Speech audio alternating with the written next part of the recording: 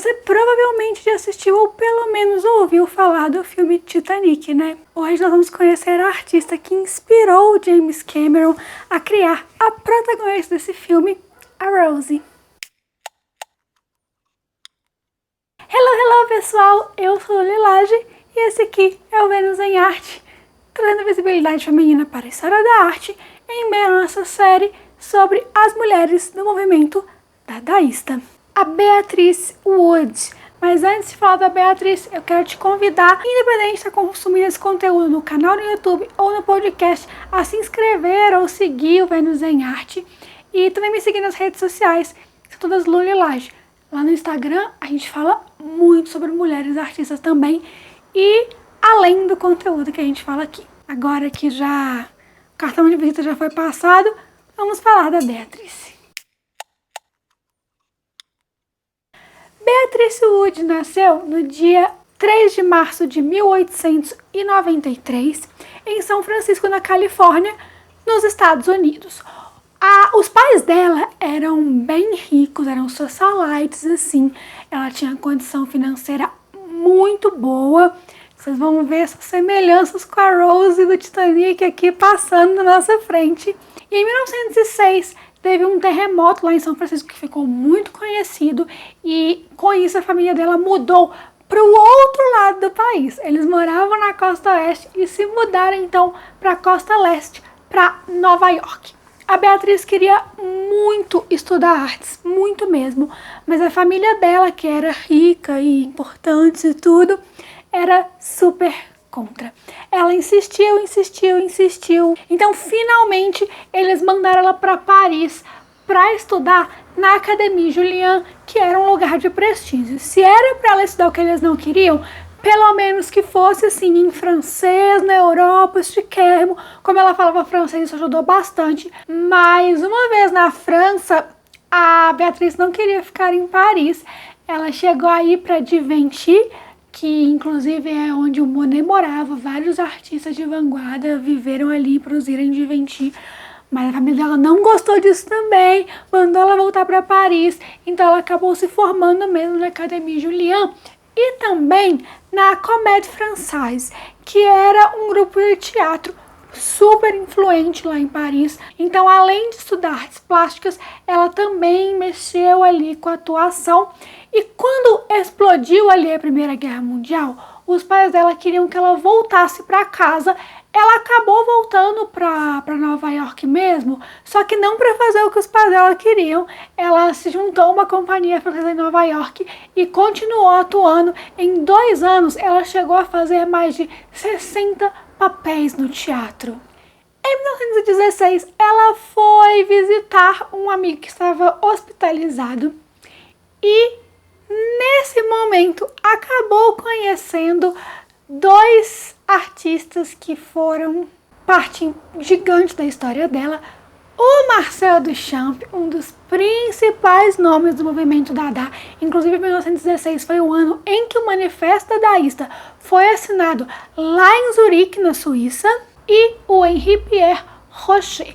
O Duchamp era pouco mais velho que ela, uns 6 anos por aí. Já o Rocher tinha uma diferença maior, de 14 anos. E no ano seguinte, eles fundaram a The Blind Man, uma revista que é o grande marco do movimento Dada nos Estados Unidos. A Beatriz é um nome assim feminino de maior peso no movimento por lá. E nesse mesmo ano, ela fez um texto, assim, uma matéria para a revista falando sobre uma obra do Duchamp que foi super comentada, que era um urinol. E nessa mesma exposição onde estava o urinol, esse ready-made do Duchamp, os ready-mades eram isso de pegar um objeto que estava pronto aqui e colocar no museu e dessa forma mudando o contexto, muda a função.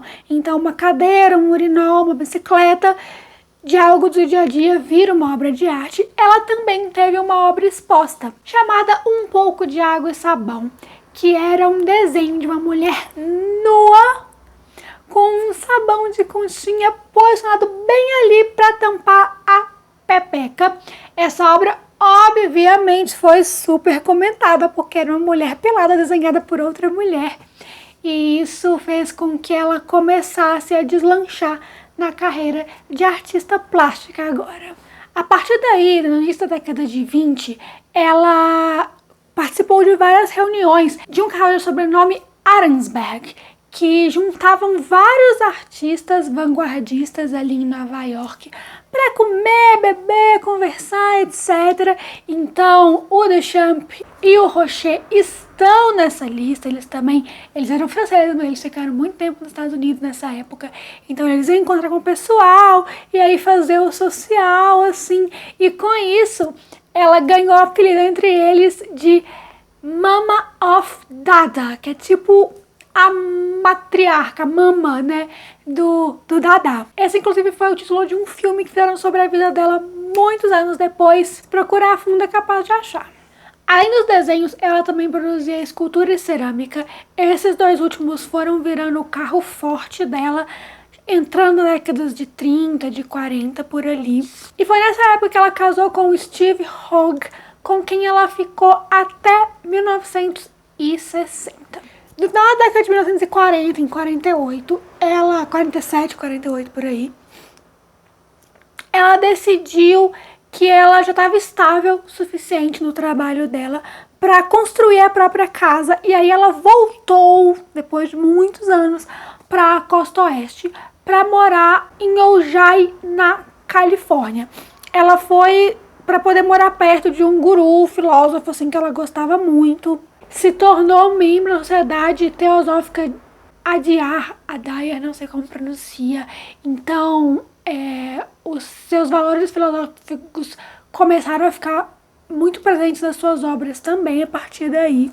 E aí, na década de 50, o Rocher lançou um livro chamado Jules e Jean, que é a história de uma moça que se relaciona com um cara, mas também gosta do amigo dele, e eles vivem ali um triângulo amoroso que muita gente identificou de cara que era a história dela com ele e com o Duchamp. Ela chegou a falar que ela achava que alguns aspectos da história do livro realmente batia muito com a história deles e tudo. Pode ser, pode não ser, pode ser em partes, é aquela grande coisa da vida. Mas, na década seguinte, esse livro foi adaptado para um filme que é bem conhecido, o Jules e Jean, contando aí a história desse triângulo amoroso do qual a Beatriz fez parte.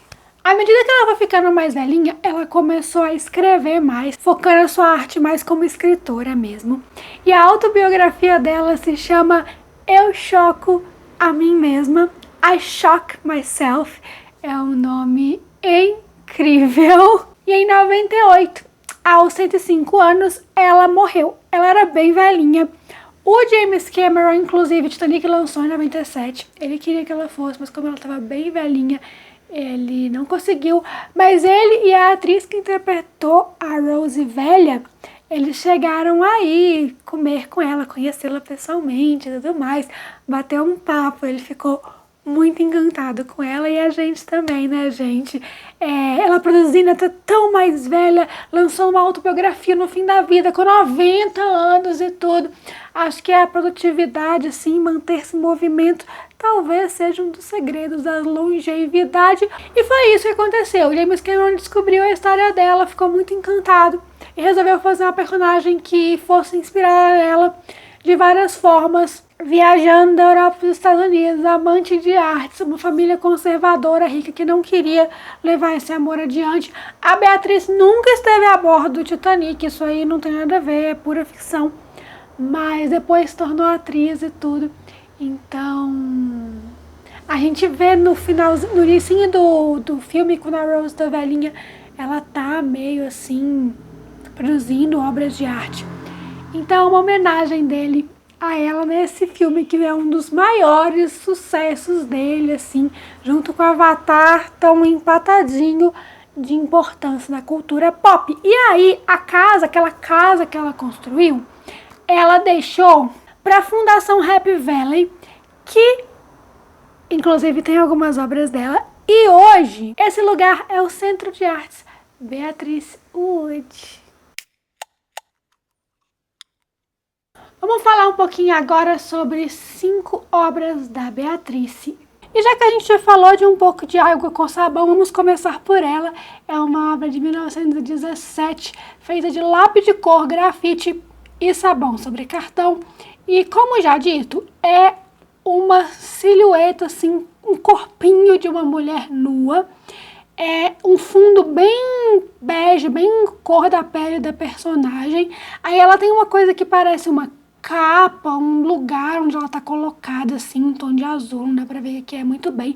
Ela não tem cabeça, tá? É do pescoço até logo acima do joelho, essa imagem. E aí vem o corpinho dela pelado, e é um corpinho de pele clara. Dá pra ver, assim, os seiozinhos dela, bonitinhos, braços meio vão ficando mais apagados, assim, ao longo do corpo, com o sabonetinho verde em forma de concha bem ali localizado no sexo dessa personagem aí que ela criou. Também tem uma sombra azul, uns rabiscos azul em cima da perna dela, com o nome da obra e uma assinatura da Beatriz na parte de baixo. Alguns anos depois ela recriou essa obra. Eu achei datas de 78 a 80. Então tem um pouco de Água e Sabão também de muitos anos depois. E só que essa é em relevo. Parece até tudo feito de sabão mesmo.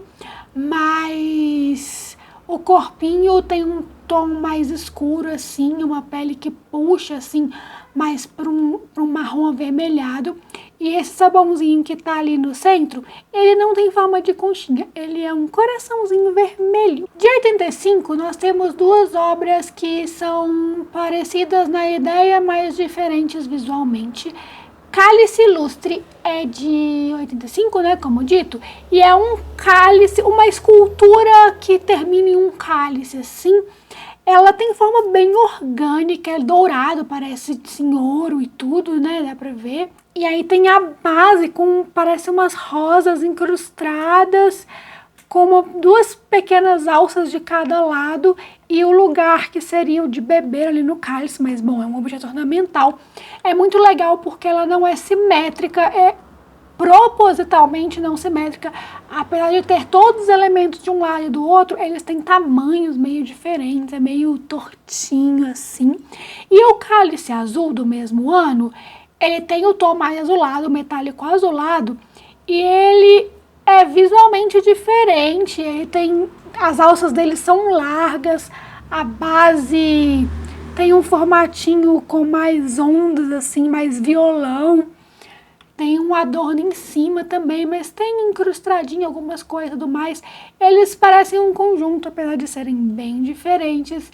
E são essas esculturas em metal, assim, cerâmica, etc. Eu não achei o material deles, mas bem lá pra frente, quando ela tava bem mais velha, ainda produzindo. São superfícies refletoras, é muito legal, porque é um neodadaísmo que a Beatriz criou ali. E de 1990, gente, isso é do ano que eu nasci. Ela tinha quase 100 anos nessa época. Eu trouxe um desenho chamado, sem título, Duas Mulheres. O que são as 2 mulheres? São 2 mulheres nuas, simples assim. Uma tá mais pra trás assim, com o cabelo ruivo, e ela dá pra ver os peitos dela, mas não dá pra ver tanta parte de baixo, assim, não é definido.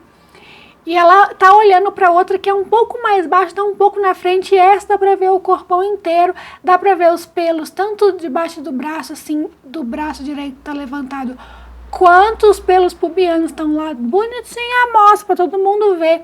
Os peitos dela tá até meio caídos, assim. É uma mulher, gente, sem retoque, sem Photoshop, assim.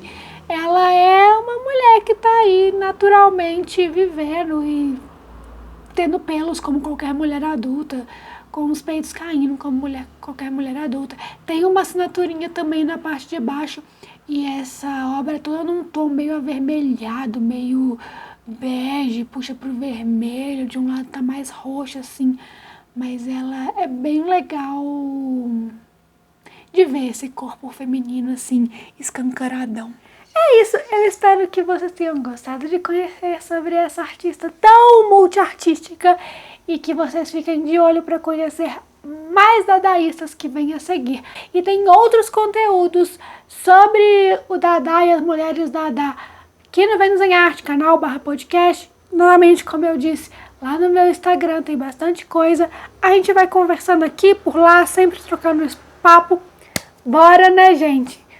Falar sobre as nossas garotas que tanto lutaram para que a gente chegasse no ponto em que a gente está e a gente continuará seguindo os passos delas. Vejo vocês na próxima. Tchau, tchau!